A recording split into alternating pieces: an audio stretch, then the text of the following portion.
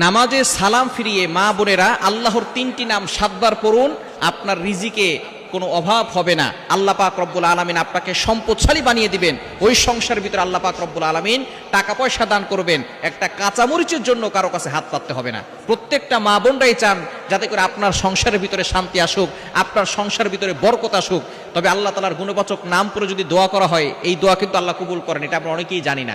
পবিত্র কুরআনুল কারীম খুলেন, আল্লাহ নিজে বলে দিয়েছেন 9 নম্বর পারা 13 নম্বর পৃষ্ঠার 4 নম্বর লাইন, সূরা আরাফের 180 নম্বর আয়াতে আল্লাহ বলছেন, ওয়ালিল্লাহিল আসমাউল হুসনা ফাদউহু বিহা। আল্লাহ তাআলার গুণবাচক কিছু নাম রয়েছে, এই নাম করে দোয়া করলে আল্লাহ পাক রব্বুল আলামিন সাথে সাথে সেই দোয়াগুলো কবুল করে নেন।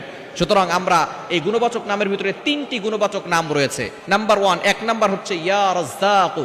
আপনি নামাজে সালাম ফেরানোর পরেই এই নামটা 7 বার পড়বেন, ইয়া রাজ্জাকু, অর্থাৎ হে রিজিক দাতা, যিনি আমাদেরকে রিজিক দেন। এটা 7 বার পড়লে আল্লাহ পাক রব্বুল আলামিন আপনার রিজিকের ভিতরে বরকত দিয়ে দিবেন।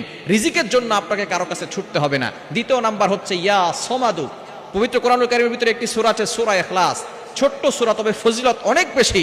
এই সূরা ইখলাস, তার ভিতরে একটা অক্ষর শব্দ রয়েছে আল্লাহ তাআলার একটি গোপন নাম, সেটা হচ্ছে কুল হুয়াল্লাহু আহাদ আল্লাহুস সামাদ। মানে আল্লাহ হচ্ছে কারো প্রতি অমুখাপেক্ষী, তিনি কারো প্রতি মুখাপেক্ষী নন। এই ইয়া সমাদু, এটা যদি আপনি পড়তে পারেন, আল্লাহ পাক রব্বুল আলামিন আপনাকে কারো প্রতি মুখাপেক্ষী বানাবেন না। আপনি আল্লাহ পাক রব্বুল আলামিনের রহমতে, আল্লাহ পাক রব্বুল আলামিনের দয়ায় দুনিয়াতে ভালো থাকতে পারবেন। 3 নাম্বার হচ্ছে ইয়া মুজিবু, এটা 7 বার পড়বেন, তাহলে আল্লাহ পাক রব্বুল আলামিন আপনার দোয়াগুলো কবুল করবেন। মুজিবু মানে হচ্ছে হে দোয়া কবুলকারী। সুতরাং আপনি এই 3টি আল্লাহ তাআলার গুণবাচক নাম, ইয়া রাজ্জাকু, ইয়া সমাদু, ইয়া মুজিবু, নামাজের পরে সালাম ফিরিয়ে অন্যান্য আমল করার পাশাপাশি আমলটা 7 বার করে এই নামগুলো পড়বেন।